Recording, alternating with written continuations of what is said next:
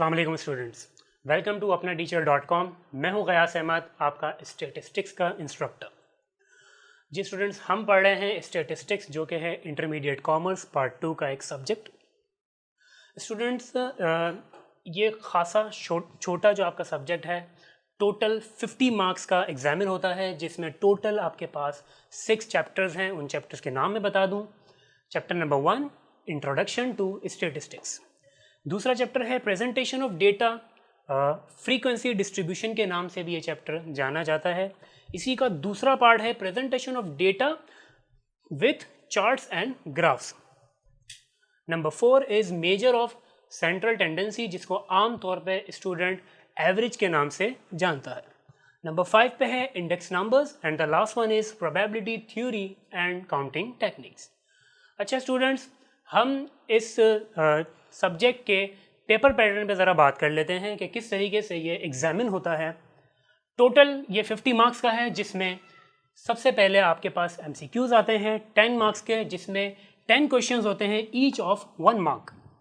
Second part आपके पास होता है जिसको हम कहते हैं शॉर्ट आंसर, जो कि होता है टोटल 25 मार्क्स का, जिसके अंदर आपके पास होते हैं total 5 questions each of 5 mark.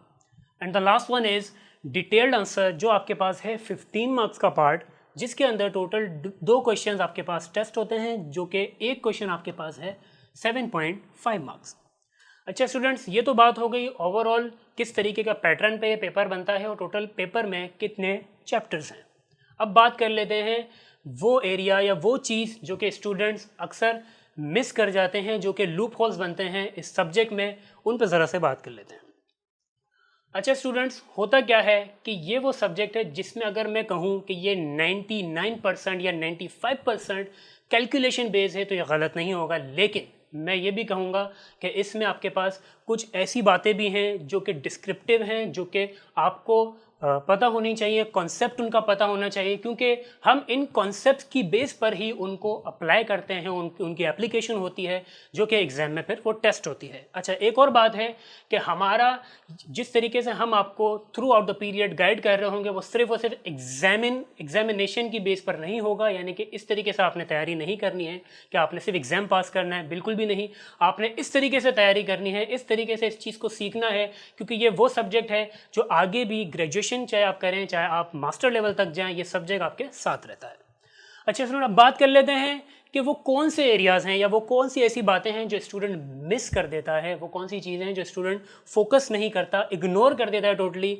तो वो बातें ये हैं कि कॉन्सेप्ट्स हैं इसके अंदर जो कि स्टूडेंट मिस कर देता है। स्टूडेंट का फोकस होता है सिर्फ और सिर्फ कैलकुलेशन बेस्ड टारगेट करना, कैलकुलेशंस पे वो टारगेट करते हैं और वो ये सोचते हैं कि 50 आउट ऑफ 50 वो स्कोर कर जाएंगे या फिर 90% या 95% वो स्कोर कर सकते हैं। गलत नहीं होगा, लेकिन वंस अगेन मैं बता दूं कि चांसेस हैं कि उन थ्योरी पार्ट्स पे क्वेश्चन आ जाए। अगर क्वेश्चन नहीं भी आता तो उन थ्योरी पार्ट से कुछ मिलाकर इस तरह का पेपर बन जाए कि जिसमें उन थ्योरी पार्ट्स के उन कॉन्सेप्ट्स की एप्लीकेशन हो जो कि स्टूडेंट को पता ही नहीं हो, क्योंकि स्टूडेंट सिर्फ कैलकुलेशन बेस पे रट्टा लगा के एग्जाम में जा रहे होते हैं। अब जैसे कि बात कर लेते हैं, मैं कहता हूँ कि व्हाट इज़ सैंपल या व्हाट इज़ पॉपुलेशन।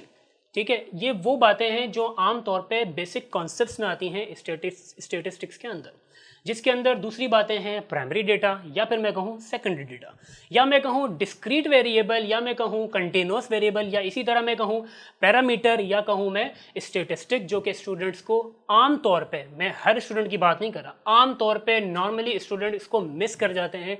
उनका टारगेट सिर्फ ये होता है कि मैं इन चैप्टर्स की कैलकुलेशन बेस्ड प्रैक्टिस कर लूँ और एग्जाम में अच्छा परफॉर्म करके आगे निकल जाऊँ। ठीक है जी, तो हमारा फोकस मैंने फिर बता दिया, हमारा फोकस ओवरऑल हर सब्जेक्ट के, हर चैप्टर के, हर टॉपिक पे होगा। एक एक छोटे से छोटे टॉपिक को हम डिटेल में डिस्कस करेंगे, ताकि आप हर एक चैप्टर से बेहतरीन कॉन्सेप्ट लेकर उसकी एप्लीकेशन तक पहुंचे और एग्जाम में अच्छा परफॉर्म करें। ठीक है, तो हमेशा याद रखिए कि ये वो सब्जेक्ट्स हैं, आपके स्टैटिस्टिक्स की बात कर लो या फिर मैं आपकी बात करूँ अकाउंटिंग की, जिसमें आपने सिर्फ कैलकुलेशन पे फोकस नहीं करना होता, आपने अपने स्कोप को थोड़ा सा वाइड करना होता है, स्कोप को लिमिट नहीं करना होता कैलकुलेशन बेस तक, आपको इसमें कॉन्सेप्ट पे भी फोकस करना होता है। अच्छा जी, अब अपना टीचर.com आपको क्या किस तरीके का प्लेटफॉर्म दे रहा है स्टूडेंट्स, हम आपको इस तरीके का प्लेटफॉर्म दे रहे हैं कि आप अपने घर बैठे अपना तमाम तर कोर्स स्टडी कर सकते हैं। स्टैटिस्टिक्स का पूरा कोर्स हम पढ़ाएंगे जिसके अंदर हम आपको एग्जाम्पल क्वेश्चंस भी करवाएंगे, जिसके अंदर हम आपको उन एग्जाम्पल क्वेश्चंस की प्रैक्टिस क्वेश्चंस भी देंगे जो कि आपने खुद करने होंगे, और उसमें अगर आपको कोई इश्यूज़ आते हैं, फॉर एग्जांपल आपको कोई प्रैक्टिस क्वेश्चंस में इश्यूज़ आते हैं तो आप नीचे कमेंट में हमें बता सकते हैं, और अगर हमें लगा कि आपकी क्यूरीज कमेंट में ही रिजॉल्व कर दी जा सकती है तो कमेंट में ही वो क्यूरी आपकी रिजॉल्व कर दी जाएगी। लेकिन अगर ऐसा कोई इशू आया, फॉर एग्जाम्पल किसी स्टूडेंट को ऐसी कोई प्रॉब्लम होती है और वो नंबर ऑफ रिक्वेस्ट इतनी बढ़ गई कि हमें लगा कि उस पर्टिकुलर क्वेश्चन पे या पर्टिकुलर कंसेप्ट पे हमें एक सेपरेट वीडियो बनानी चाहिए, तो डेफिनेटली हम उसके ऊपर एक सेपरेट वीडियो बनाएंगे, क्योंकि हमारा प्राइमरी एम यही है कि स्टूडेंट्स की हर छोटी से छोटी और बड़ी से बड़ी क्यूरीज को हम रिजॉल्व करें और स्टूडेंट घर बैठे ये तमाम तर सहूलत फ्री ऑफ कॉस्ट हासिल कर सकें। अब हम बाकायदा तौर पे अपने कोर्स का आगाज़ करेंगे अगली वीडियो में, जिसमें चैप्टर का नाम होगा इंट्रोडक्शन टू स्टैटिस्टिक्स। तो मिलते हैं आपसे अगली वीडियो में, तब तक के लिए अल्लाह हाफ़िज़।